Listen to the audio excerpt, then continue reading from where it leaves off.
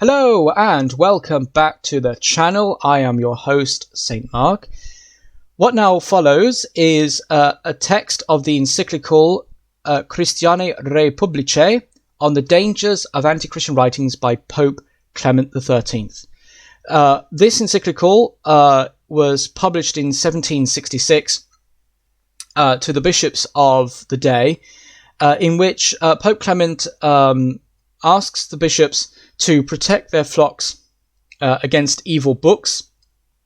And I think that this encyclical is apropos to our own times, when we have, of course, a proliferation of evil works all over the place, of course made even more accessible thanks to modern technology. And in lieu of any recent teaching and instruction from the Holy See that I'm unaware of, I thought that it would be good for this encyclical to be made public. And the text is on the blog, so the link will be in the description for you to go and read at your own leisure, and if you may so wish to print it off, or in the extreme case, to just copy and write it down. Now, this is not a very long encyclical, so I'm going to be reading this straight through, so apologies if I make mistakes, but I'm not here to be perfect in reading this. It's essentially what the Holy Father is teaching that it's important, not my reading of it. But again, apologies. And so here is the text of the encyclical. To our venerable brothers, all patriarchs, primates, metropolitans, archbishops and bishops who enjoy grace and communion with the Apostolic See. Venerable brothers, greetings and apostolic blessing.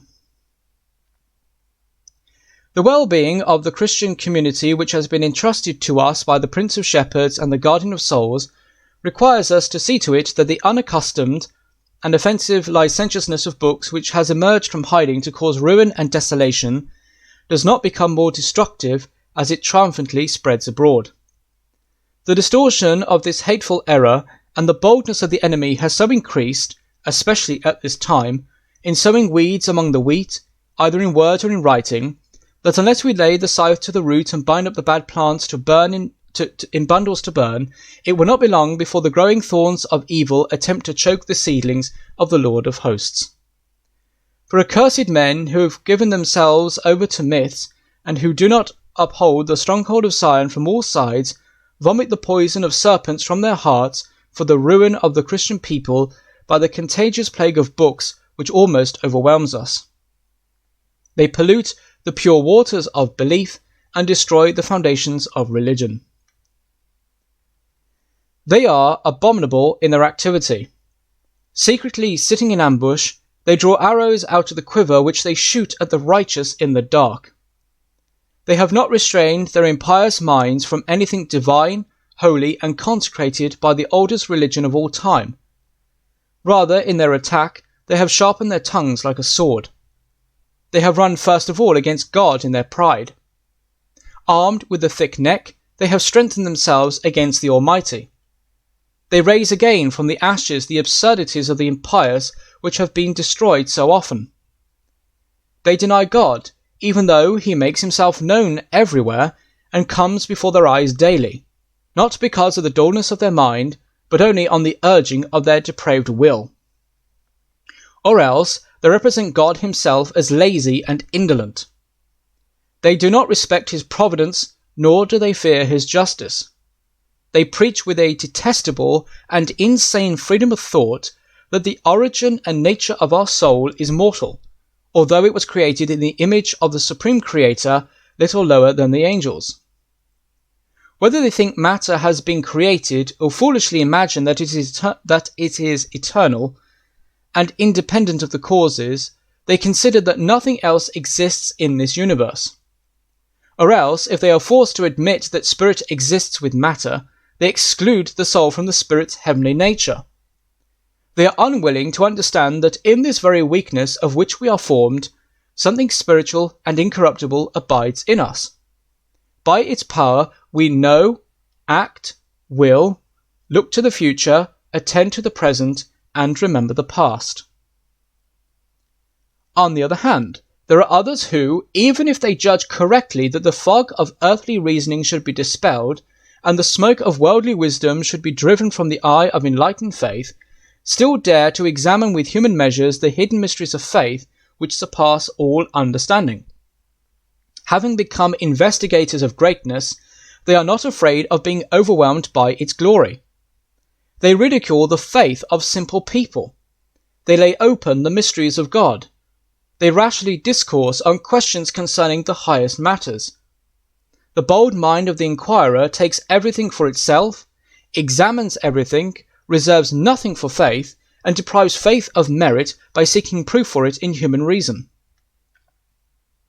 Should we not also be angry with those who use the most wicked indecency of word and example to corrupt pure and strict morals by mortal sin, who recommend to the minds of the unwary an accursed license of living, and who cause an extreme loss of faith? Then consider how they sprinkle their writings with a certain refined splendour, a seductive pleasantness of speech and allurement, so as to penetrate more easily into the reader's minds and infect them more deeply with the poison of their error. Thus they will give the snake's poison in the cup of Babylon to the unwary, who are seduced and blinded by their smooth speech, and so do not recognize the poison that kills them. Finally, who can avoid deep sadness when he sees the bitter enemy exceed the bounds of modesty and due respect and attack with the publication of outrageous books now in open battle, now in dissimulated combat, the very see of Peter, which the strong Redeemer of Jacob has placed as an iron column and as a bronze wall against the leaders of darkness? Perhaps they are led on by the desperate thought that if they shatter the head of the church, they will be able more freely to tear to pieces its members. Therefore, since the Holy Spirit has made you bishops to govern the Church of God, and has taught you concerning the unique sacrament of human salvation, we cannot neglect our duty in the face of these evil books. We must arouse the enthusiasm of your devotion, so that you, who are called to share in our pastoral concern, join together to oppose this evil with all energy possible. It is necessary to fight bitterly, as the situation requires, and to eradicate with all our strength the deadly destruction caused by such books. The substance of the error will never be removed unless the criminal elements of wickedness burn in the fire and perish. Since you have been constituted stewards of the mysteries of God, and armed with his strength to destroy their defences, exert yourselves to keep the sheep entrusted to you and redeemed by the blood of Christ at a safe distance from these poisoned pastures. For if it is necessary to avoid the company of evildoers because their words encourage impiety and their speech acts like a cancer, what desolation the plague of their books can cause! Well and cunningly written these books are, always with us, and forever within our reach. They travel with us, stay at home with us, and enter bedrooms which would be shut to their evil and deception. Since you have been constituted ministers of Christ for the nations, in order to make holy his gospel, exert yourselves and do everything in your power, both by word and example, to cut down the shoots of falsehood. Pluck up the corrupt springs of vice. Sound the trumpet, in case as their leader you have to account for the souls who are lost. Act according to the position you hold, according to the rank with which you are vested, and according to the authority which you have received from the Lord. In addition, as nobody could or should avoid sharing in this sadness, and insofar as there is one common reason for everyone to grieve and to help in this great crisis of faith and religion, call to your aid when it is necessary the time-honoured piety of Catholic leaders. Explain the cause of the Church's sorrow, and arouse its beloved sons, who have always served it well on many occasions, to bring their help. Since they do not carry the sword without cause, urge them with the united authority of state and of priesthood to vigorously rout these accursed men who fight against the armies of Israel. It is principally your duty to stand as a wall, so that no foundation can be laid other than the one that is already laid. Watch over the most holy deposit of faith, to whose protection you committed yourselves on oath at your solemn consecration. Reveal to the faithful the wolves who are demolishing the Lord's vineyard. They should be warned not to allow themselves to be ensnared by the splendid writing of certain authors in order to halt the diffusion of error by cunning and wicked men. In a word, they should detest books which contain elements shocking to the reader, which are contrary to faith, religion, and good morals, and which lack an atmosphere of Christian virtue. We manifest to you our great happiness in this matter that most of you, following the apostolic customs and energetically defending the laws of the Church, have shown yourselves zealous and watchful in order to avert this pestilence, and have not allowed the simple people to sleep soundly with serpents. Certainly, we who are distressed and distracted by our concern for all the churches and for the salvation of the Christian people are unsparing of our efforts, and we promise you assistance too in your own grave danger. Moreover, meanwhile, we will not cease to ask God with deep humility to grant you help from his holy place to deflect the cunning of the insidious enemy and to entirely fulfill the duties of your ministry. As a pledge of the desired outcome, we lovingly impart our apostolic blessing to you and your flock. Given in Rome in St. Mary Major's on the 25th day in the year 1766, the 9th of our pontificate.